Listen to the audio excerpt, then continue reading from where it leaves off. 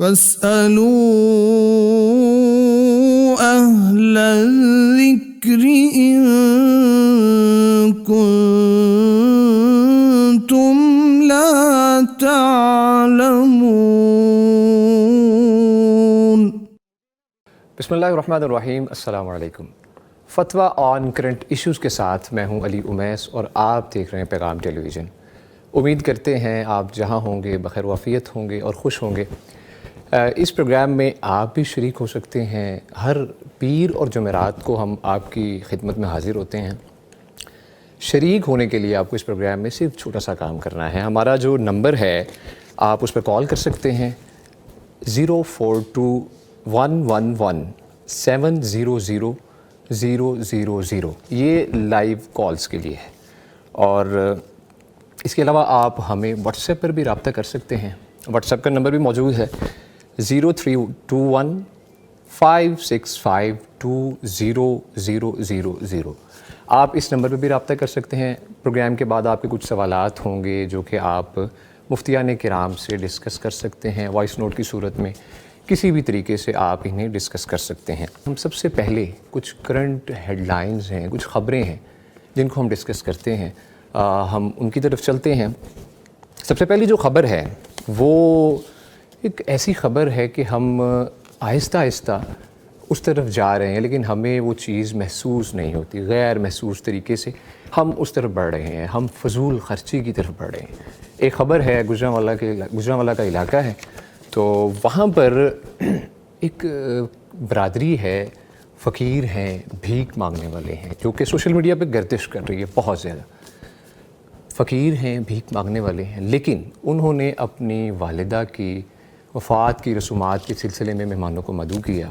کم از کم 12,000 سے زائد مہمان اس میں شریک ہوئے اور انہیں کھانے پر بلایا گیا، مختلف قسم کے کھانے اور ساری چیزیں ان کو پرووائڈ کی گئیں، اور اس میں فضول خرچی کا ایک عنصر جو ہے وہ بھی پایا گیا۔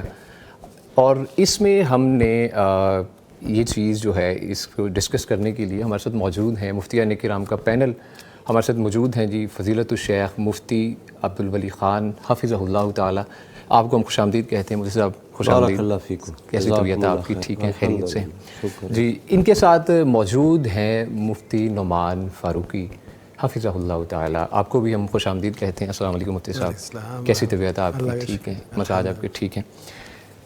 مفتی صاحب، آپ نے خبر سنی، ہم کس طرح سے یہ معاملات ہم دیکھ رہے ہیں سوسائٹی میں بڑھ رہے ہیں، فضول خرچی، غیر مناسب طریقے سے پیسوں کا بہانہ جہاں پہ ضرورت بھی نہیں، تو اس معاملے میں ہمارا اسلام جو ہے کیا رہنمائی کرتا ہے؟ الحمدللہ رب العالمین والصلاة والسلام علی سید المرسلین وعلی آلہ وصحبہ اجمعین، اما بعد۔ اسراف اور تبذیر یہ دونوں ہمارے دین میں ممنوع ہے، جائز نہیں ہے۔ اسراف کے متعلق اللہ سبحانہ و تعالیٰ نے فرمایا کُلُوا واشربوا ولا تسرفوا، تم کھاؤ اور پیو لیکن اسراف مت کرو، حد سے مت بڑھو۔ اور دوسری جگہ اللہ سبحانہ و تعالیٰ نے تبذیر کے متعلق فرمایا کہ یہ جو تبذیر کرنے والے ہیں، ان المبذرین، جو تبذیر کرنے والے ہیں یہ شیطان کے بھائی ہیں۔ تو یہ تبذیر اور اسراف دونوں منع ہیں اور حرام ہے۔ اسراف عموماً ایسی چیز میں یہ کرتے ہیں جو کہ جائز ہوتی ہے، وہ چیز جائز ہوتی ہے، وہ کام جائز ہوتا ہے، لیکن اس میں حد کراس کر جاتے ہیں اور ناجائز کے حدود میں داخل ہو جاتے ہیں، یہ ہے اسراف۔ اور تبذیر میں عموماً اس کی جو تعریف کی جاتی ہے وہ یہ ہے کہ وہ چیز بنیادی طور پر ناجائز ہوتی ہے اور اس ناجائز چیز میں پیسہ خرچ کرے، مال خرچ کرے، تو یہ پھر تبذیر ہے، اور یہ اس کا جرم جو ہے نا اسراف سے بڑھ کر ہے، کیونکہ یہ شیطان کی بھائی ان کو قرار دیا گیا ہے۔ اللہ سبحانہ و تعالیٰ نے تبذیر سے منع فرمایا ہے، تو تبذیر اور اسراف منع ہے۔ جو لوگ اس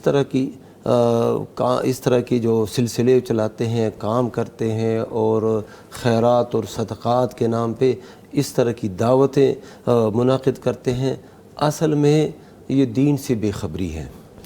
اگر دین سے بے خبری نہ ہوتی تو ایک شخص جو بھکاری ہے، مانگنے والا ہے، اور مانگ کے اس نے پیسہ جمع کیا ہے اور پھر اس کے بعد وہ دادی یا والدہ کی وفات پر وہ اس طرح کی سلسلوں میں لگ جاتے ہیں، نہ یہ مقصد ہے کہ ایصال ثواب پہنچے، نہ کوئی یہ مقصد ہے کہ کوئی کار خیر ہے، کسی بھوکوں کو ہم کھانا کھلا رہے ہیں۔ اس میں ایک بات جو دیکھنے والی چیز ہے، کم از کم 1.25 کروڑ پہ خرچ کیا گیا کھانوں کی مد میں، کھانے مختلف قسم راجعون، اور ایسے لوگوں نے خرچ کیا جو مانگنے والے جو خود مانگنے والے ہیں، سب سے بڑا اب جو ایک مانگ کے یعنی ایسے مانگنا جو کہ پھر بندہ کروڑپتی بن جائے، جی بالکل اور پھر اس پر ایسے خرچ کرے جو ایصال ثواب مقصود نہیں ہے اور کوئی اور نیکی مقصود نہیں ہے، صرف ریا اور نمود ہے، فخر اور اسی طرح اپنی بڑائی بیان کرنی ہے، تو یہ ناجائز عمل ہے اور اس سے معاشرے کو، لوگوں کو بچنا چاہیے۔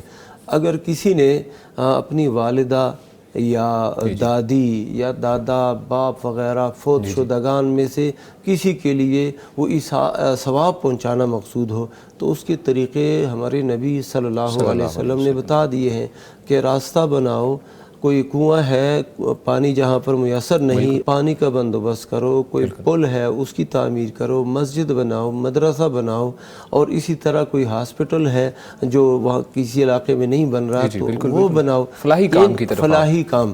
یہ جو کام ایسے ہیں کہ اس کا ثواب پھر پہنچے گا اس میت کو، لیکن ایسے کرنا کہ خود ہی دعوت کرو اور خود ہی کھاؤ اور پھر اس طرح اس کو ایک ریا اور نمود کی مجلس بناؤ، یہ قطعاً جائز نہیں ہے۔ اور یہ جو ہے نا، اللہ کے نبی صلی اللہ علیہ وسلم نے فرمایا البس ما شئت، پہننا ہے جو بھی پہن لو پہن لو، وکل ما شئت، اور پھر اس کے آخر میں کیا فرمایا، من غیر صرف ولا مخیلہ، اسراف بھی نہ ہو اور اس کے اندر تکبر والا انداز بھی نہ ہو۔ تو یہ اس وجہ سے جب تکبر آ جائے، اسراف آ جائے، وہ کام ناجائز ہو جاتا ہے۔ ایک پہلو جو ہے، ہم سڑکوں پہ جاتے ہوئے بھیک مانگتے ہیں لوگ اور ہم نکال کے پیسے دے دیتے ہیں، جی یہ شاید اس کے مستحق ہیں، اور مجھے لگتا ہے صاحب آپ کا اس کے اوپر کیا پوائنٹ آف ویو ہے کہ ہم شاید مستحق افراد تک جو ڈونیشن ہے وہ پہنچا نہیں سکتے، تو اس سے ہم اندازہ لگا سکتے ہیں کہ ہماری ڈونیشنز جو ہیں وہ کس طرف ہماری جا رہی ہیں، کس طرف، اس کے اوپر بھی روشن کریں۔ یہ بھی ایک المیہ ہے کہ بہت سے لوگوں نے نا یہ گداگری اور پیسہ مانگنے کو ایک پیشہ بنا لیا ہے۔ باقاعدہ لوگ کرایہ پر لیے جاتے ہیں اور ان کو تنخواہیں دی جاتی ہیں اور باقی جو آمدن ہوتی ہے وہ اصل مالکوں کی طرف جاتی ہے۔ تو یہ سوچنا چاہیے کہ مستحق کون ہے، مستحق کون نہیں ہے، اپنے محلے میں آس پاس یہ کون سے لوگ ہیں جو غریب ہیں، فقیر ہیں، ان کو بندہ دے دے۔ اور یہ جو سڑکوں پر کھڑے ہوتے ہیں، صحیح تندرست توانا ہوتے ہیں، اللہ کے نبی صلی اللہ علیہ وسلم نے فرمایا یہ صدقہ حلال نہیں ہے غنی کے لیے، ولا ذی مرہ سوین، اور نہ اس شخص کے لیے جو طاقت والا ہے اور بالکل تندرست ہے اس کے لیے بھی جائز نہیں۔ یہ تندرست بھی ہوتے ہیں پھر بھی مانگ رہے ہوتے ہیں، اور ایک نہیں یعنی ایک دن کسی کو کوئی حاجت ہے تو آگ یا سڑک پہ یا کسی علاقے میں مانگتا ہے، بعض نے تو ایک علاقے کو ٹھیکے پہ لیا ہوتا ہے، یعنی کہ سالہ سال اسی جگہ میں وہ کھڑے ہوتے ہیں اور لوگ دے رہے ہیں۔ لوگ جو ہے نا ان کے اندر نیکی ہے، خیر کا جذبہ ہے کہ وہ پھر بھی دے دیتے ہیں۔ تو یہ ہے کہ جو مانگنے والا ہے نا اور دینے والا اس کو جو بھی دے دے، انشاءاللہ اس کا تو ثواب ہوگا، لیکن اس سے زیادہ مستحق کی تلاش ہونی چاہیے۔ جی اللہ تعالیٰ ہمیں عمل کی توفیق عطا فرمائے اور بہتر مسلمان بنائے۔ اسی طرح جو ناظرین دوسری خبر ہے وہ بھی ہمارے معاشرے میں چیز پروان چڑھ رہی ہے کہ ہم تعصب پرستی کی طرف جا رہے ہیں، متعصب بنتے جا رہے ہیں دن بہ دن۔ تو اسی طرح بلوچستان کا علاقہ ہے، پاکستان کا صوبہ بلوچستان ہے، اس میں آئے روز جو ہے نا صوبائی تعصب کا شکار کچھ لوگ ہیں جو کہ دوسرے صوبوں سے آئے لوگوں کو قتل کر دیتے ہیں، اور یہ بھی دیکھا گیا ہے کہ بسیز کو روکا جاتا ہے اور اسپیشلی ان کے شناختی کارڈ چیک کیے جاتے ہیں، جی یہ دوسرے صوبے کا ہے، فلاں صوبے کا ہے، اس کو نکال کر اس کو قتل کیا جاتا ہے۔ تو یہ ایک افسوسناک واقعہ پچھلے دنوں رپورٹ ہوا ہے، کوئٹہ میں دھماکہ ہوا جس میں کئی پنجاب کے مسافر تھے وہ شہید ہو گئے۔ اس سلسلے میں ہم مفتی صاحب سے پوچھتے ہیں، مفتی صاحب بتائیے گا کہ اسلام میں زبان، علاقہ یا جغرافیائی لحاظ سے تعصب پرستی کیسی ہے اور اس کے اثرات کیا مرتب ہوتے ہیں؟ ان الحمد للہ والصلاۃ والسلام علی رسول اللہ۔ عصبیت جو ہے یہ تعصب، عصبیت اسے کہہ لیں، تعصب کہہ لیں، یہ بعض اوقات تو اگر خیر کی وجہ سے ہو، مثلا آپ کہتے ہیں کہ جی ہمارے سارے خاندان کے لوگ ایک اچھا کام کریں، یا اس زبان کے لوگ اچھا کام کریں، یا نبی کریم صلی اللہ علیہ وسلم کی ناموس کا یا کوئی بھی ایسا کام جو ایک عصبیت کے وجہ سے ہو، یہ تو اس کی یہ ممدوح ہے، یعنی یہ قابل تعریف ہے۔ لیکن اگر وہ عصبیت غلط کام میں استعمال ہو تو یہ ٹھیک نہیں ہے، ٹھیک نہیں ہے بالکل، کیونکہ نبی کریم صلی اللہ علیہ وسلم کے دور میں بھی مہاجرین اور انصار دو علیحدہ علیحدہ تھے نا، جی بالکل، تو ان کو اسی میں شمار کیا جاتا تھا۔ آپ نے ان کو تسلیم بھی کیا، ان کی فضیلت، احکام وہ بھی بتائے، ان کے حقوق سے بھی آشنا کیا امت کو، تو وہ علیحدہ علیحدہ ان کو جانا جاتا تھا، حالانکہ ہے تو وہ مسلمان تھے سارے، جی بالکل بالکل، لیکن اب وہ یہ تھا کہ اس سے پہلے اوس اور خزرج دو قبائل تھے۔ اب ان میں بھی آپس میں یہ رہتی تھی کہ اگر خزرج کے لوگ یعنی صحابہ کرام کوئی کارنامہ انجام دیتے تھے تو اوس کے کہتے تھے ہم نے بھی ایسا کوئی کارنامہ انجام دے رہا ہے، جیسے کعب بن اشرف کو خزرجیوں نے قتل کیا تھا، تو اب اوس کی خواہش تھی کہ ہم بھی ایسا کوئی کام کریں۔ تو اس سے یہ پتہ چلتا ہے کہ اگر یہ ایسی چیز اسلام کے لیے ہو تو بڑی فائدہ مند ہے، کیونکہ مقابلہ آرائی ہوتی ہے آگے بڑھنے میں، لیکن اگر یہ شر میں ہو، قتل و غارت میں ہو، فساد میں ہو، تو یہ تو پھر قوموں کو تباہ کر دیتی ہے۔ اس کی مثال ایسے ہے کہ جب نبی کریم صلی اللہ علیہ وسلم غزوہ مریسی سے پہ تھے تو وہاں پہ ایک انصار اور ایک مہاجر کی نا آپس میں کوئی بات ہو گئی، جیسے کھیلتے کھیلتے یا بات کرتے کوئی ٹانگ کسی کو لگ جاتی ہے، ان کا آپس میں ایک مسئلہ ہوا، تو انہوں نے جو مہاجر تھے انہوں نے کہا یا للمہاجرین، اور جو انصار تھے انہوں نے کہا یا للانصار۔ اس کا مطلب یہ تھا کہ جو مہاجر تھا اس نے مہاجرین کو بلایا اور جو انصار سے تھے انہوں نے انصار کو مدد کے لیے بلایا۔ اب جو اس پہ بات تھی وہ بڑی یعنی اس پہ عصبیت تھی، کیونکہ یہ عصبیت ایسی تھی جس سے آگ بھڑک سکتی تھی، تو نبی کریم صلی اللہ علیہ وسلم نے اس موقع پہ فرمایا دعوہا فإنہا منتنا، کہ اس دعوے کو چھوڑ دو، اس پکار کو چھوڑ دو، یہ بڑی بدبودار ہے، یعنی اس کی بڑی سمیل ہے، اس سے پھر آگ بھڑکتی ہے، مشکلات پیدا ہوتی ہیں اور ایک دوسرے سے نفرتیں بڑھتی ہیں۔ تو نبی کریم صلی اللہ علیہ وسلم نے اس لیے فرما دیا تھا کہ یہ بدبودار ہے۔ تو آج بھی اگر کوئی ایسا دعویٰ رکھتا ہے وہ ایسے ہی سمجھے وہ بدبودار ہے، وہ جو عصبیت ہو، جس میں شر ہو، جس میں صرف علاقائی ہو۔ اور آپ جانتے ہیں نبی کریم صلی اللہ علیہ وسلم نے حجۃ الوداع کے موقع پہ فرمایا تھا کہ تم میں سے کسی کو کسی پر کوئی فوقیت حاصل نہیں ہے، کسی عربی کو کسی اجمی پر، کسی اجمی کو کسی عربی پر، مگر وہ کیا ہے؟ اللہ کا تقویٰ ہے۔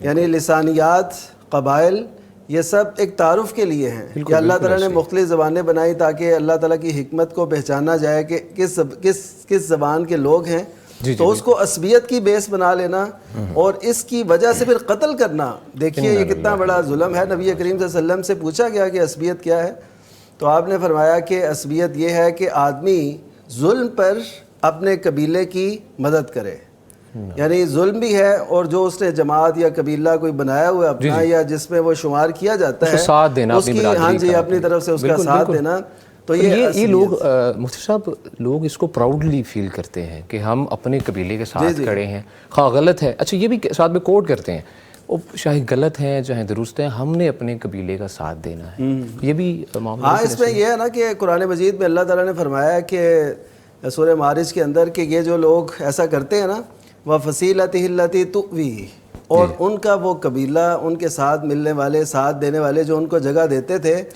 روز قیامت ایسا شخص کہے گا ان سب کو مجھ سے لے جائیں اور مجھے عذاب سے نجات مل جائے، لیکن ایسا نہیں ہوگا۔ اس وجہ سے آج دیکھ لینا چاہیے ہم کس بات پر کس کا ساتھ دیتے ہیں اور کس سے ہم الجھتے ہیں اور کس بنیاد پہ الجھتے ہیں، کس بنیاد پہ۔ یہ یقین کیجئے یہ جو عصبیت کی ایک سمیل ہے، آپ دیکھ رہے ہیں کہ پاکستان ہمارا ملک کتنا بہترین، اور ایک عرصے سے بلوچستان میں دیکھ لیں ایک عصبیت کی فضا ہے, ایک دوسرے کو قبول نہیں کیا جاتا, تو یہ کس قدر بڑا جرم ہے. اور بغیر کسی وجہ کے انسانوں کو ایسے قتل کیا جا رہا ہے جیسے گاجر مولی کاٹی جاتی ہے, اور یہ وہ عصبیت ہی کا نتیجہ ہے جسے اسلام نے روکا تھا. اور یہ ظلم کی بنیاد پر ایک دوسرے کا ساتھ دینا, اور قرآن مجید تو اسے روکتا ہے وَلَا تَعَاوَنُوا عَلَى الْإِثْمِ وَالْعُدْوَانِ, کہ گناہ پر اور زیادتی کے کام پہ ایک دوسرے کا ساتھ نہیں دینا لیا. لیکن یہ پورے گینگ ہیں اور یہ کر رہے ہیں, اور لگتا ہے ایسے ہے کہ ان کو ہمسایہ ممالک سے کوئی وہ سپورٹ ہو رہی ہے اور ایسا کچھ. اللہ تعالیٰ ہمیں عمل کی توفیق عطا فرمائے, اور یہ جو تعصب پرستی ہے اسے آزادی دلوائے, ہمارے سوچ پرامن کرے, اور ہمارے اس ملک پاکستان کو جو کہ بہت ہی پیارا ملک ہے, پرامن ملک ہے, اسے اللہ تعالیٰ جو ہے نا پرامن, مزید پرامن بنائے, اور جو شرپسند ہیں اللہ تعالیٰ ان سے محفوظ فرمائے. تو ناظرین, گفتگو کا سلسلہ جاری تھا, ابھی گفتگو مزید انشاءاللہ آگے بڑھائیں گے. لینا ہے یہاں پہ چھوٹا سا ایک وقفہ, ملتے ہیں ایک بریک کے بعد. فاسألوا أهل الذكر إن كنتم لا تعلمون. فاسألوا أهل الذكر إن كنتم لا تعلمون.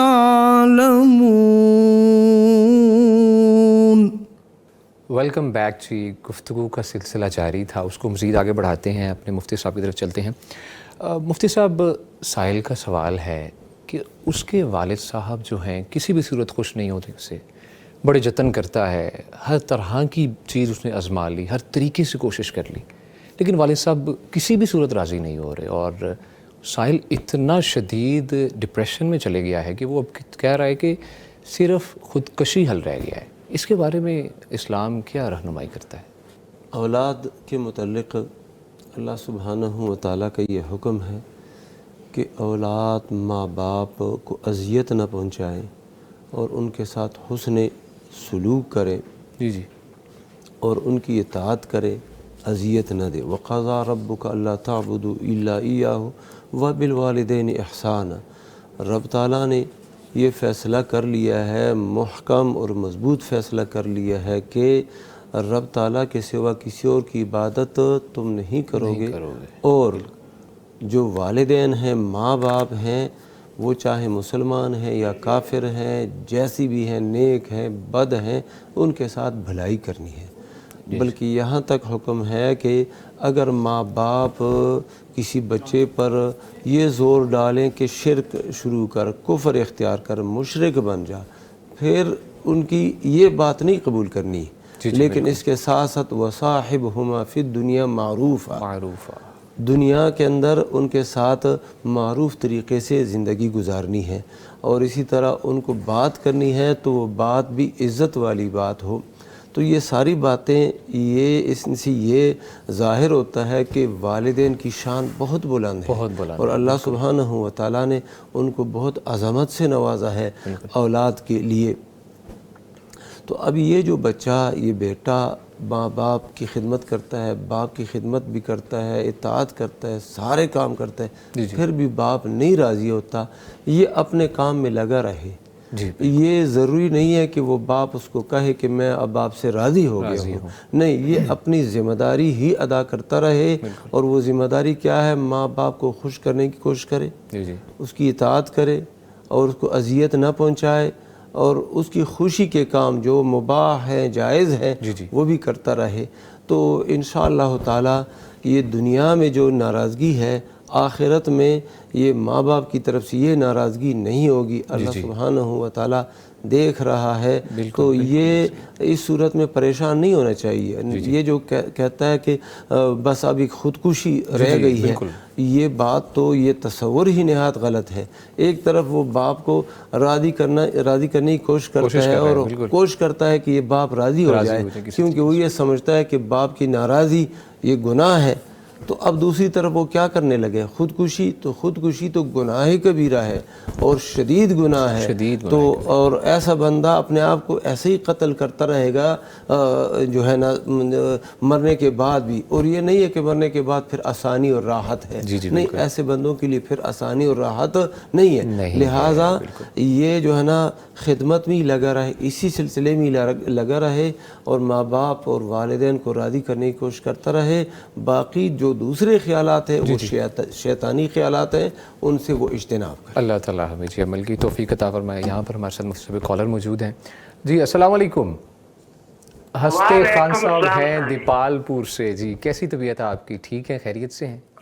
ٹھیک سر, شکر اللہ کا. سر کیا سوال ہے آپ کا؟ جی سر میرا سوال یہ ہے مفتی صاحب سے کہ میں نا 5-6 ماہ سے قرآن پاک ٹی وی سے سن رہا ہوں اور پڑھ بھی رہا ہوں ساتھ ساتھ. ماشاء اللہ ماشاء اللہ. تو میرے نا دوست کہتے ہیں نمازی حضرات بھی تسی نا خود قرآن پاک سامنے رکھ کر پڑھا کرو, اس کا زیادہ فائدہ ہوگا آپ کو ترجمے کے ساتھ. تو میں مفتی صاحب سے پوچھنا سی کہ کون سا طریقہ بہتر ہے, کیونکہ میں دکان پر ہوتا ہوں تو ٹی وی لگا دیتا ہوں صبح صبح. جی جی شکریہ کال کرنے کے لیے. مفتی عبدالولی خان صاحب. شیخ آپ نے سوال سن لیا؟ جی سوال سن لا. حستے خان صاحب کا سوال میں نے سن لیا, ہمارے ڈیلی کے کالر ہیں. ہاں جی ہاں جی. تو یہ جو ہے نا قرآن مجید سنتے ہیں. جی جی ماشاء اللہ. تو سننا جو ہے یہ بھی ایک عبادت ہے. قرآن مجید کو سننا یہ بھی ایک عبادت ہے. اور اللہ کے نبی صلی اللہ علیہ وسلم کبھی کبھار دوسروں سے قرآن مجید سنتے تھے. اچھا, تو سننا یہ خود ایک کار ثواب, لیکن پڑھنا جو ہے جو ان کے دوست اور ساتھی ان کو بتاتے ہیں کہ آپ خود بھی پڑھا کریں, ترجمے کے ساتھ پڑھا کریں, تو یہ اس سے زیادہ بہتر ہے. تو دوستوں کی جو بات ہے اور جو ان کا مشورہ ہے یہ زیادہ بہتر ہے. ہم ان کو یہی مشورہ دیں گے کہ قرآن مجید پڑھنے کا, خود پڑھنے کا بھی ثواب ہے اور سننے کا بھی ثواب ہے. تو آپ اپنے وقت کو تقسیم کریں.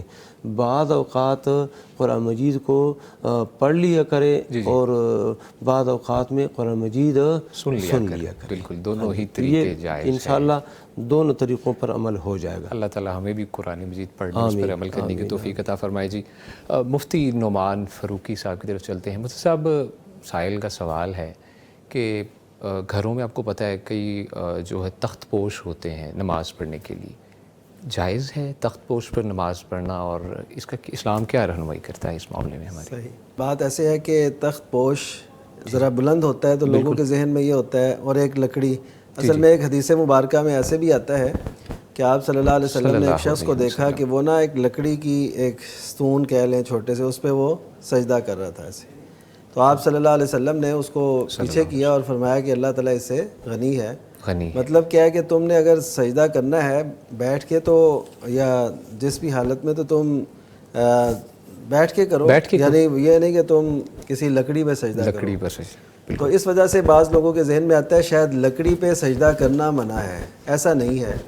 نبی کریم صلی اللہ علیہ وسلم سے ایسا ثابت ہے کہ آپ نے ممبر پر نماز پڑھائی, تو جب آپ سجدے کے لیے ہوتے تو آپ نیچے اتر جاتے, کیونکہ ممبر پہ سجدہ نہیں ہو سکتا. جی جی بالکل. تو آپ نیچے ہو گئے. تو اس کا مطلب ہے کہ لکڑی کی کوئی چیز ہو اس پہ نماز ہو سکتی ہے. تو آپ صلی اللہ علیہ وسلم کا جو پیچھے ہونا ہے وہ اس ممبر پہ سجدے کی جگہ نہ ہونے کی وجہ سے ہے. تو ممبر اگر نارمل حالت میں ہو, یعنی اتنا زیادہ اونچا نہ ہو تو وہ ٹھیک ہے. اگر بہت زیادہ کوئی اونچی جگہ ہو, اس پہ کوئی علیحدہ سے نماز پڑھ رہا ہو, تو وہ بہرحال محل نظر ہے. اس کے علاوہ عام تخت پوش جو تقریباً 6 انچ اونچا ہوتا ہے, تو اس میں کوئی حرج والی بات نہیں, اس پہ پڑھی جا سکتی ہے نماز. ٹھیک ہے, جزاک اللہ, بہت شکریہ. ایک اور بھی ہے کہ گھروں میں آپ کو پتہ چوکیاں ہوتی ہیں 1.5-2 فٹ کی بھی ہوتی ہیں. اب اس میں یہ بھی تو ایک پرسپیکٹیو ہے کہ بزرگ جو ہیں غالباً زمین پر بیٹھ کے نہیں نماز پڑھ سکتے, وہ بھی استعمال کرتے ہیں. تو اگر 1.5-2 فٹ اونچی بھی ہو تو وہ بھی جائز ہے؟ ہاں اس میں کوئی تخت پوش کی میں ویسے بتا رہا تھا, اس میں شریعت میں تو ایسی پابندی نہیں ہے کہ اتنے فٹ اونچی ہو یا ایسے, لیکن میں یہ عرض کر رہا تھا کہ عام طور پہ تخت پوش اتنے اونچے ہوتے ہیں, لیکن اس سے بھی اونچی ہے کوئی, جیسے کرسی ہے یہ بھی اونچی ہوتی ہے. تو اس پہ بیٹھ کے بھی نماز پڑھ لیں تو کوئی حرج والی بات نہیں. جی ٹھیک ہے جی انشاءاللہ. مفتی صاحب دعوت دین کا کام کرنا ہوتا ہے, دعوت دینی ہوتی ہے, تو آس پاس ہمارے اس معاشرے میں غیر مسلم بھی رہتے ہیں, ان کو ہم کس طریقے سے اسلام کی دعوت دیں؟ کیا اسلوب ہونا چاہیے ہمارا ان کو دعوت دینے کا؟ کیا کوئی شدت پسندی والا ہونا چاہیے یا کہ پرامن طریقے سے اچھے طریقے سے اصلاحی معاملات کے مد نظر رکھتے ہوئے انہیں اسلام کی طرف دعوت دینی چاہیے؟ اس کے بارے میں آگاہی دیجیے گا. آپ صلی اللہ علیہ وسلم کا کیا اسلوب تھا غیر مسلموں کے لیے؟ سبحان اللہ. اللہ سبحانہ و تعالیٰ نے قرآن مجید کے اندر اور اللہ کے نبی صلی اللہ علیہ وسلم نے اپنی جو تعلیمات ہیں ان کے اندر ہمیں بتا دیا ہے کہ دعوت کا کیا اسلوب ہونا چاہیے. جی جی.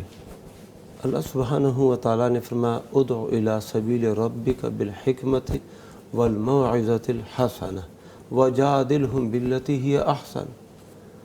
تم رب تعالیٰ کی راستے کی طرف دعوت دو بالحکمت, حکمت کے ساتھ, اور موعظہ حسنہ کے ساتھ, بہترین نصیحت کے ساتھ, اور ان کے ساتھ مجادلہ مناظرہ بھی کرو اس طریقے کے ساتھ جو سب سے بہتر ہو. سب سے بہتر یعنی کافر ہے, نصرانی, یہودی جو بھی ہے, ان کے ساتھ بھی جب ہم نے مناظرہ کرنا ہے تو اسلوب ہمارا نہایت احسن ہونا چاہیے, اور گالی گلوچ والا اور اسی طرح تشدد اور انتہا پسندی والا یہ نہیں ہونا چاہیے.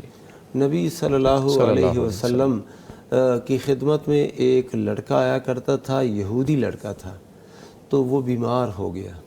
تو اللہ کے نبی صلی اللہ علیہ وسلم اس بچے کی عیادت کے لیے ان کے گھر گئے, یعنی وہ یہودی کے گھر گئے. یہودی کے گھر. اچھا. اور یہ یہودی کا بیٹا ہے, تو اس کی حالت نازک تھی.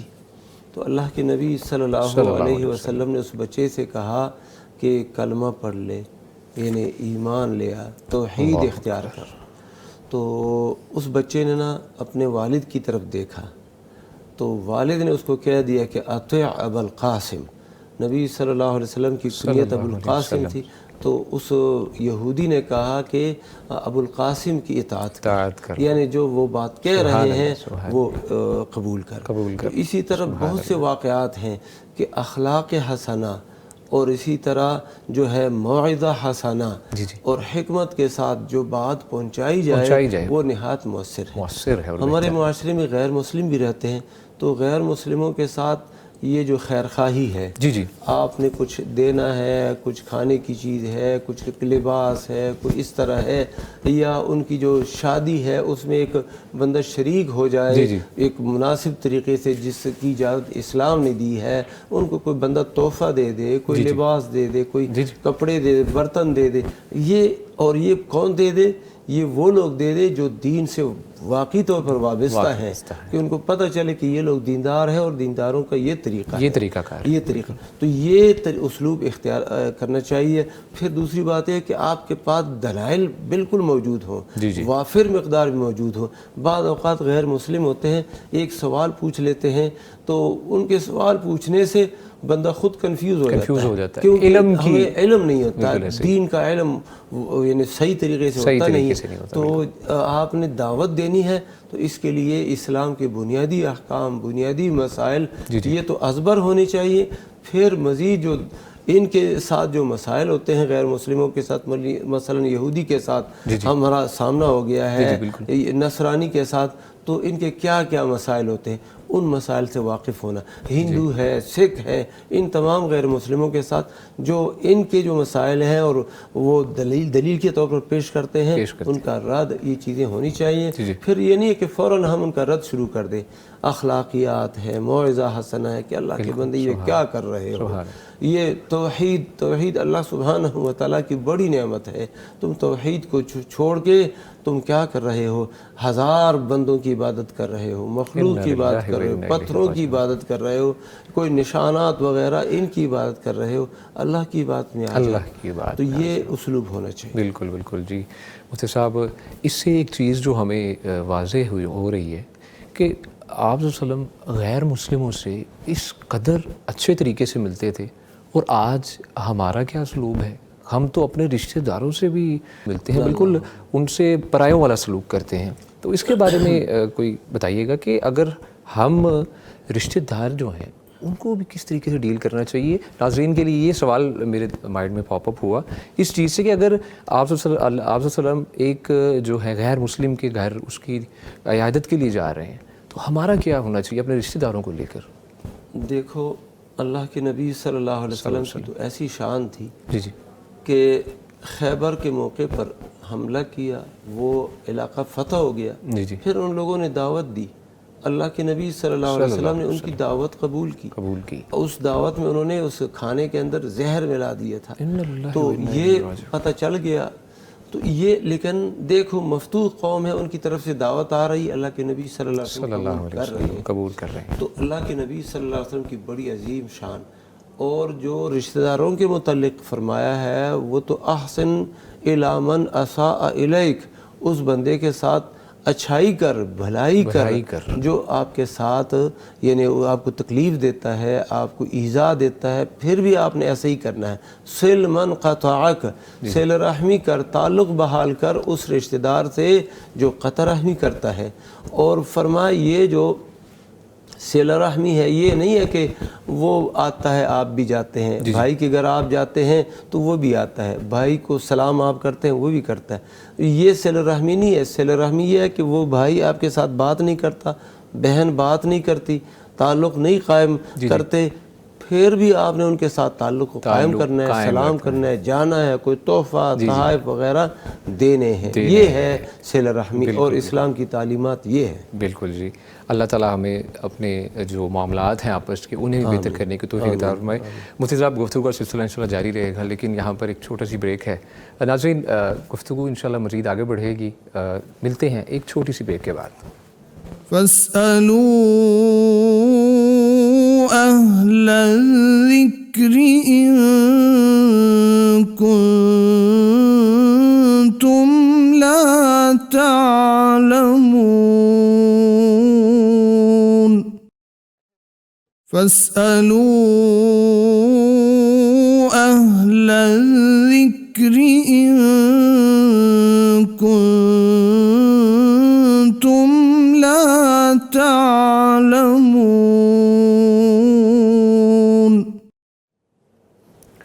ویلکم بیک جی. گفتگو کا سلسلہ مزید آگے بڑھاتے ہیں، لیکن ایک چھوٹی سی یاد دہانی کرواتے چلیں کہ آپ اس پروگرام میں لائیو کالز کے تھرو شریک ہو سکتے ہیں. کرنا آپ کو سمپل یہ ہے، موبائل اٹھانا ہے اور نمبر آپ نے ڈائل کرنا ہے 04211170000. آپ اپنے سوالات، شرعی سوالات کے جوابات مفتیان کرام سے لائیو پوچھ سکتے ہیں. تو مفتی صاحب گفتگو کا سلسلہ بڑھاتے ہیں. مفتی نعمان فاروقی صاحب، سوال ہے کہ قبرستان میں بکریاں جو چرواہے لے کے جاتے ہیں، کئی دفعہ ہوتا ہے کہ قبرستان میں وہ قبروں پر چڑھ جاتی ہیں، قبروں کے اوپر پھلانگتی ہیں. اس معاملے میں بے حرمتی کا کوئی عنصر پایا جاتا ہے؟ اور دوسرا یہ ہے کہ مالک کو گناہ جو بکریاں چڑھتی ہیں قبروں کے اوپر، اس کا گناہ مالک کو ہے یا کیا؟ اس کے بارے میں اسلام کیا شرعی رہنمائی کرتا ہے ہمارے لیے؟ اس حوالے سے ایسا ہے کہ قبرستان کا جو ادب، اس کی تکریم وہ رکھی گئی ہے. حدیث مبارکہ میں یہاں تک آیا ہے، نبی صلی اللہ علیہ وسلم نے ایک شخص کو دیکھا جس نے جوتے پہنے ہوئے تھے، اسے کہتے ہیں سبتی جوتے، یعنی جو ایسے سمجھ لیں کہ آج کل جنہیں ہم فینسی جوتے کہتے ہیں، فینسی جوتے، یعنی جن پہ بال نہیں ہوتے تھے. جی جی ٹھیک ہے. جو کھال کے بال ہوتے ہیں نا وہ نہیں ہوتے تھے، تو انہیں سبتی جوتے کہتے ہیں. جی جی. تو آپ نے دیکھا تو آپ نے فرمایا القیما کہ ان جوتوں کو اتار دیں. اور اسی طرح قبروں پہ بیٹھنے سے آپ صلی اللہ علیہ وسلم نے روکا ہے. تو اس سے یہ پتہ چلتا ہے کہ قبروں کا ادب احترام ہے. تو جن سے بھی ادب احترام پہ زد آتی ہو اس سے بچنا چاہیے. یعنی کوئی ایسی باڑ ہو، کوئی دروازہ ہو، کوئی اس کی باؤنڈریز ہوں جن سے قبرستان کو محفوظ کیا گیا ہو. تو بہرحال پھر بھی اگر کوئی ایسے چلی جاتی ہے تو اس کا گناہ مالک کو نہیں ہوگا، کیونکہ وہ مکلف نہیں ہے. جانور جو ہے نا وہ مکلف نہیں ہے، روکنا چاہیے. لیکن اگر ایسے کوئی چلی جاتی ہے، کوئی بکری، کوئی اور پالتو جانور، تو اس پہ کوئی حرج کی بات نہیں ہے. جی جی. اب مفتی صاحب سائل ہے وہ سوال کرتا ہے کہ جنازے میں سلام جو ہے ایک طرف پھیرنا درست ہے یا دونوں طرف؟ اسلام اس میں رہنمائی کیا کرتا ہے ہماری؟ صحیح. ہمارے ہاں یہاں پہ جو عمومی صورتحال ہے وہ دو طرف سلام پھیرنے کی. جی جی بالکل. تو دونوں طرح اصل میں حدیث مبارکہ میں آتا ہے, اور سلف اور خلف یعنی ہمارے جو متقدمین تھے وہ ان سے لے کے اب تک زیادہ جو معتبر روایات ہیں وہ ایک طرف سلام کی ہیں. اچھا اچھا. جی جی, زیادہ تو معتبر روایات ہیں وہ ایک طرف سلام کی ہیں, لیکن ہمارے اس خطے میں چونکہ دو طرف سلام کا رواج ہے, اس وجہ سے اگر کوئی ایک طرف سلام پھیرتا ہے تو اس کو یہ سمجھا جاتا ہے کہ شاید یہ دوسری طرف بھول گیا سلام پھیرنا. اصل ایسا ہے کہ حضرت ابن مسعود رضی اللہ تعالیٰ عنہ کی روایت ہے, اس میں ایسا ہے کہ جنازے پہ بھی اسی طرح سلام پھیرا جائے گا جس طرح نماز میں, یعنی اس طرح دو طرف رخ کر کے پھیرا جاتا ہے, تو جنازے میں بھی ایسا ہوگا. باقی جو اکثر صحابہ کرام سے روایات ہیں وہ یہ ہیں کہ ایک طرف سلام پھیرنا, تو اس وجہ سے ہیں دونوں جائز ہیں. یعنی ایک طرف بھی پھیر سکتے ہیں, دو طرف بھی پھیر سکتے ہیں, لیکن جو ایک طرف پھیرنے والی روایات ہیں وہ زیادہ معتبر ہیں. لیکن ہمارے یہاں چونکہ عمل یہ ہوتا ہے زیادہ, تو اس وجہ سے اس کا بھی جواز ہے.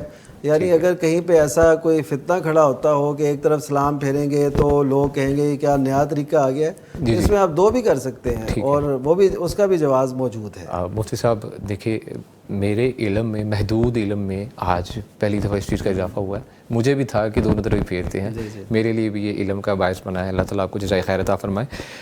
مفتی صاحب, مفتی عبدالولی خان صاحب, تجسس کیا ہے اور یہ کس قسم کا تجسس ہے جس کے بارے میں اسلام میں روکا گیا ہے؟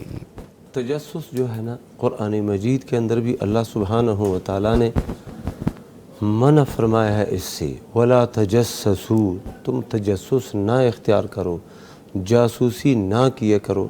یعنی ایک بندہ ہے وہ جس حالت میں بھی ہے, آپ وہ ٹھو لگا کے اور اسی طرح تجسس کر کے اور اس کے پیچھے لگ کے اس کے عیبوں کو تلاش کرنا, اس کو تجسس کہتے ہیں. یہ جائز نہیں ہے. ایک حدیث مبارک میں معاویہ رضی اللہ تعالیٰ عنہ کو عائشہ رضی اللہ تعالیٰ عنہ نے یہ خط لکھا کہ اللہ کے نبی صلی اللہ علیہ وسلم نے یہ فرمایا ہے کہ وَلَوِ اتَّبَعْتَ عَوْرَاتِ النَّاسِ لَأَفْسَدْتَهُمْ, اگر آپ لوگوں کی جو خفیہ باتیں ہیں ان کا پیچھا کریں گے اور معلوم کرنے کی کوشش کریں گے تو یہ جو ہے آپ لوگوں کو فساد میں ڈال دیں گے, ان کو خراب کر دیں گے. جو بات مخفی ہے اس کو ظاہر کرنے کی ضرورت نہیں ہے. اللہ نے جب چاہا یا کسی کو رسوا کرنا چاہا وہ ظاہر ہو جائے گا. آپ کے لیے جائز نہیں ہے کہ آپ پیچھا کریں کہ یہ کیا کرتے ہیں کیا نہیں کرتے. اصل میں نا یہ ایک گناہ سے دوسرے گناہ کی طرف ہم جاتے ہیں. پہلے ایک بندے کے متعلق ہماری ہو جاتی ہے بدگمانی. اچھا, وہ بدگمانی خود ایک حرام عمل ہے.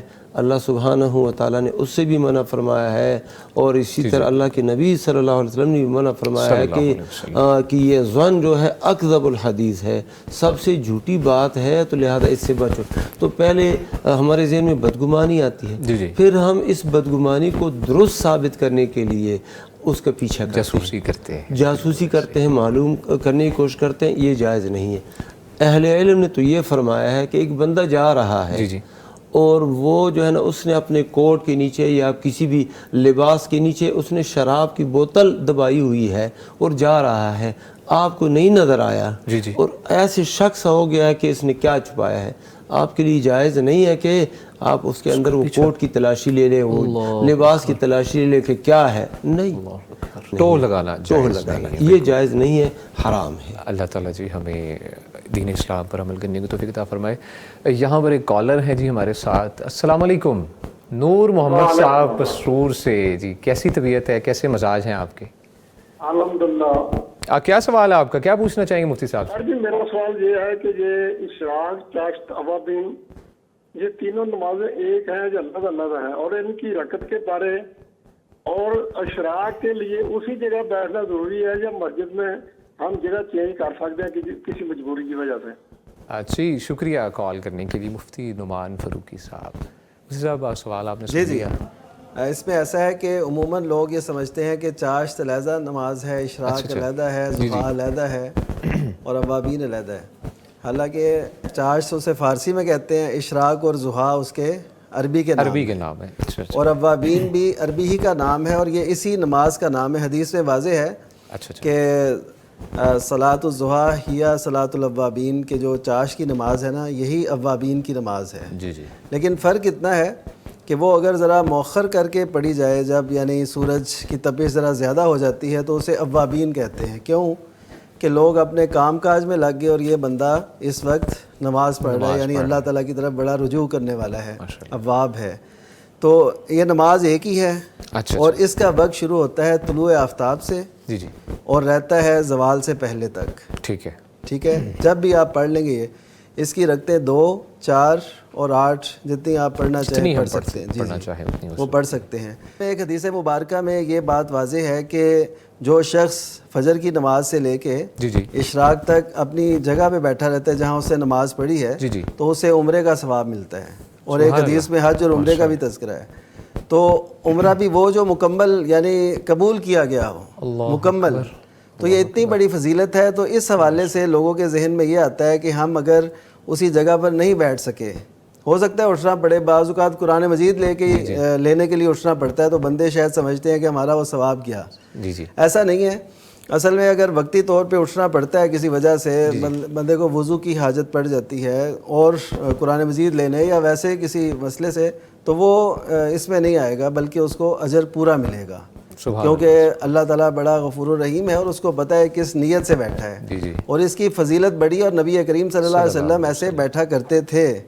اور حضرت جو ہے نا سماک بن حرب تابعی ہیں, انہوں نے سیدنا جابر بن سمرہ رضی اللہ تعالیٰ عنہ سے پوچھا کیا آپ نبی کریم صلی اللہ علیہ وسلم کے ساتھ مجالس قائم کیا کرتے تھے؟ انہوں نے کہا بہت زیادہ. سبحان اللہ. یہ یعنی کیسا پیارا وہ ایک تھا. تو یہ صحیح مسلم کی روایت ہے. تو انہوں نے پوچھا کہ کیسے؟ تو انہوں نے بتایا کہ ہم نبی صلی اللہ علیہ وسلم کے ساتھ فجر سے لے کے اشراق کے وقت تک ہم مسجد میں ہی بیٹھا کرتے تھے اور ہم آپس میں گفتگو بھی کرتے تھے. اب دلیل کیا ہے؟ دلیل یہ ہے کہ نبی صلی اللہ علیہ وسلم اپنے اسی جگہ پہ تشریف فرما ہوتے تھے اور صحابہ کرام ظاہر ہے کسی نے کہیں پہ نماز پڑھی کسی نے کہیں پہ, اور وہ نبی صلی اللہ علیہ وسلم کی خدمت میں آگے انہوں نے اپنی جگہ چھوڑی. تو اس فضیلت کو انہوں نے بھی پا لیا اور نبی کریم صلی اللہ علیہ وسلم ان کے ساتھ محو گفتگو بھی ہوتے تھے. تو یہ وہ دلیل ہے اس بات کی کہ آپ اپنی جگہ کو چھوڑ بھی دیں تو کوئی حرج نہیں ہے, لیکن کوشش کریں کہ زیادہ اسی جگہ پہ ہوں جہاں پہ آپ نے نماز پڑھی. سبحان اللہ, کتنی اچھی آپ نے بات بتائی. ہم کوشش میں رہتے ہیں کہ پیسے اکٹھے کریں اور ہم عمرے کے لیے جائیں, اور ہم روزانہ عمرے کا ایک ثواب, ایک مکمل عمرے کا, یہ جو حدیث آپ نے بیان کی مکمل عمرے کا ثواب, اور ہم روزانہ وہ موقع جو گوا دیتے ہیں. اللہ تعالیٰ ہمیں توفیق دے, مجھ سمیت سب کو توفیق دے. مفتی صاحب, یہ سائل کا سوال ہے کہ تشبیہ اختیار کرنے والی حدیث کی وضاحت کر دیں. یہ دین میں ہے یا لباس وغیرہ؟ جیسے کہ عیسائی جو ہیں ہماری ارد گرد موجود ہیں, وہ ہم جیسا ہی لباس پہنتے ہیں. اس معاملے میں دین اسلام کیا رہنمائی کرتا ہے؟ حدیث مبارکہ ہے من تشبہ بقوم فہو منہم, کہ جو کوئی کسی قوم سے مشابہت اختیار کرتا ہے تو ان کا شمار انہی میں سے ہوگا. ٹھیک ہے. تو اس پہ اکثر لوگوں کا یہ سوال ہوتا ہے, ذہن میں اشکال بھی آتا ہے کہ اب یہ مشابہت کس میں ہے؟ مثلاً وہ بھی شلوار قمیض پہننے, ہم بھی پہن لیں گے تو یہ ہم بھی اس میں ہو جائیں گے. وہ پینٹ کوٹ پہنتے ہیں, ہم بھی پہن لیں گے تو ہم بھی اسی میں ہو جائیں گے. بالکل صحیح. اچھا, اسی طرح وہ اگر داڑھی رکھتے ہیں, ان میں سے کئی یعنی سکھ ہیں جیسے یہودی ہیں, وہ بھی داڑھی رکھتے ہیں, ہم بھی رکھیں گے تو ہم بھی. تو اصل میں ایسا ہے کہ ایسا شعار جو ان کا کفار کا, غیر مسلموں کا ایسا شعار جو ان کا ایک دینی شعار ہے, ان کی خاص علامت ہے, اور ہمارے دین میں اس چیز کی حیثیت نہیں ہے. یہ دو پہلو ہیں اس حدیث کو سمجھنے کے لیے, دو پہلو. ایک تو ان کا مذہبی شعار ہو, ان کی علامت ہو, ان کی پہچان ہو, وہ چاہے رنگ ہو, چاہے ان کی کوئی علامت ہو, چاہے ان کی کوئی تقریب ہو, جو بھی ہو, جس سے معلوم پڑتا ہو کہ یہ فلاں مذہب سے تعلق. جی بالکل. تو یہ چیز. اور دوسرا یہ ہے کہ اس چیز کی ہمارے مذہب کے اندر حیثیت نہ ہو. اب مذہب داڑھی وہ بھی رکھتے ہیں, ہم بھی رکھتے ہیں, لیکن اس کی حیثیت ہمارے مذہب میں موجود ہے نا. جی بالکل. تو اس وجہ سے اس کو ہم اس میں نہیں لائیں گے, یہ ان کی مشابہت ہو رہی ہے. تو یہ اس طرح, تو دو چیزیں اس میں ضرور سامنے رکھنی چاہیے. یہ ہم سامنے رکھیں گے تو پھر مسئلہ نہیں ہوگا. تو مسئلہ اس وقت ہوتا ہے جب ہم اس حدیث کو سمجھ نہیں پاتے, تو ہم کہتے ہیں آپ کیسے ہو. پرسپیکٹیو سے ہم اس چیز حدیث کو دیکھتے ہیں. مفتی صاحب, گفتگو کا سلسلہ جاری رہے گا. یہ ہمارے ساتھ کالر موجود ہیں. جی السلام علیکم. عابد وسیم صاحب بہاڑی سے ہیں. جی کیسے مزاج ہیں آپ کے؟ ہاں جی الحمدللہ, اللہ کا شکر ہے جی, سب ٹھیک ہے جی. کیا پوچھنا چاہیے؟ تو یہ ہے کہ اس چینل کو اللہ تعالیٰ کامیاب کرے دنیا بھر میں. بہت دنیا سنتی ہے, ہم بھی سنتے ہیں. آپ کی دعائیں ہیں جی. تو جزاک اللہ. ہاں جی, فاروقی صاحب کو سلام. جی جی صاحب آپ کو سلام. جی جی جی سوال کیا ہے آپ کا؟ میرا سوال یہ ہے کہ جماعت ہو رہی ہے جی, تو میں جب مسجد میں آیا ہوں تو آخری رکعت اتحیات میں بیٹھے ہوئے ہیں. اچھا, تو میں بھی اتحیات میں آ کے بیٹھ گیا, میں نے پڑھ لیا تو سلام پھر گیا. ٹھیک ہے. تو سلام پھرنے کے بعد جب میں کھڑا ہو گیا تو میں نے یہ پوچھنا تھا کہ میں ثنا سے شروع کروں گا یا الحمدللہ رب العالمین سے شروع کروں گا. یہ میرا سوال ہے جی. جزاک اللہ. شکریہ جی کال کرنے کے لیے. مفتی عبدالولی خان صاحب, مفتی صاحب سوال آپ نے سن لیا. ہاں جی, جواب اس کا قرآن و سنت کی روشنی میں مہیا کیجیے. مختصر سا بتا دیں ہم ان کو کہ یہ ثنا یا دعائے استفتاح ہی سے شروع کریں گے. ٹھیک ہے. یعنی جب یہ آئے تو جماعت والے امام مقتدی وہ بیٹھے ہوئے تھے اتحیات میں. جی جی یہ بھی اس میں شامل ہو گئے جی, اور انہوں نے سلام پھیر لیا اور یہ کھڑے ہو گئے. کھڑے ہو گئے. انہوں نے پہلے کوئی رکعت نہیں پڑھی ان کے ساتھ. جی, اب یہ دعا استفتاح ہی سے نماز شروع کریں گے. دعا استفتاح اللہم باعد بینی و بین خطایا یا پھر سبحانک اللہم یا اور دعائیں یہ پڑھ کے پھر اس کے بعد سورہ فاتحہ یہ پڑھیں گے. ٹھیک ہے. ٹھیک ہے, جزاک اللہ جی, بہت شکریہ. مفتی نعمان فاروقی صاحب آپ سے سوال ہے, سائل کا سوال ہے, سائلہ ہے. حمل کے آخری ایام چل رہے ہیں, نماز پڑھنا انتہائی دشوار ہے, کیا محض فرض ادا کر لیے جائیں؟ یہ سائلہ ہیں اور سختی کے دن ہوتے ہیں, تو اس میں ان کا یہ سوال ہے, تو کیا کافی ہے فرض, صرف فرض ادا کر لینا کافی ہے؟ اس میں ایسا ہے کہ ویسے تو فرض پورے کر لیے جائیں تو وہ بوجھ جو ہے نا وہ اتر جاتے ہیں, خصوصاً وہ جو بوجھ سے مراد میرا یہ ہے جو ان پہ ذمہ داری ہے شرعی بوجھ نہیں ہے. ہاں, یہ تو بڑی ایک محبت کا ایک سفر ہے نماز, سبحان اللہ, اور اس میں جو چاشنی ہے وہ جو نماز پڑھتے ہیں ان کو اس کے بغیر تو حاصل نہیں ہوتی. تو میرا مقصد یہ ہے کہ فرض نماز یہ جب پڑھ لی جائے تو وہ جو انسان جس بات کا مکلف ہے وہ ادا ہو جاتا ہے اس سے. لیکن اس کو مستقل نہیں چھوڑنا. یہ تو ان ایام میں پوچھ رہی ہے نا, تو اگر بالفرض رہ جائے اس میں فجر کی سنتے ہیں یہ بھی, اس کا بھی اہتمام کرنا ہے, اور جو وطر ہیں عشاء کے بعد ان کا بھی اہتمام کرنا ہے. باقی اگر سنتے بالفرض ان سے رہ جائیں اس بنیاد پر, یعنی کبھی پڑھ لیں کبھی رہ جائیں, اس میں کوئی حرج والی بات نہیں ہے. کیونکہ نبی کریم صلی اللہ علیہ وسلم کے ارشاد کے مطابق ایک بندہ جب کوئی نیکی کرتا رہتا ہے اس بیماری کی وجہ سے یا کسی وجہ سے وہ رہ جائے تو اللہ تعالیٰ اس کو اتنا ہی اجر اس کا دے دیتا ہے. جی جی, تو یہ بات ہے. اور ایسے حالت میں وہ نماز کا پڑھنا اور ایسے واقعتاً ظاہر مشکل بات ہوتی ہے, تو اس وجہ سے وہ فرض پورے کریں. یہ نہ ہو, اچھا ہمارے ہاں یہ ایک تصور ہے کہ جی اگر سنتے نہیں پڑھ سکتے تو پھر فرض بھی نہ پڑھیں, فرض بھی چھوڑ دیے جائیں. جی ہم چونکہ سنتے نہیں پڑھ سکتے, یہ تصور غلط ہے, یہ غلط, فرض ضرور پڑھیں. ٹھیک ہے جی. مفتی صاحب جزاک اللہ, گفتگو الحمدللہ بہت اچھی رہی, بہت شکریہ. ہمارے ساتھ جو ہے موجود تھے ملک کے نامور مفتیان کرام فضیلت الشیخ مفتی عبدالولی خان صاحب, آپ تشریف لائے, بہت شکریہ, اللہ خوش رکھے. اور ان کے ساتھ موجود تھے مفتی نعمان فاروقی صاحب, آپ کو بھی بہت شکریہ, آپ تشریف لائے, اللہ تعالیٰ آپ کو خوش رکھے. ناظرین, پروگرام کا وقت ختم ہو چکا ہے. صرف ایک چھوٹا سا ریمائنڈر ہے, اس پروگرام کو کرنے کا جو مقصد بھی ہے, پیر اور جمعرات کا روزہ لازمی رکھا کریں, کوشش کریں.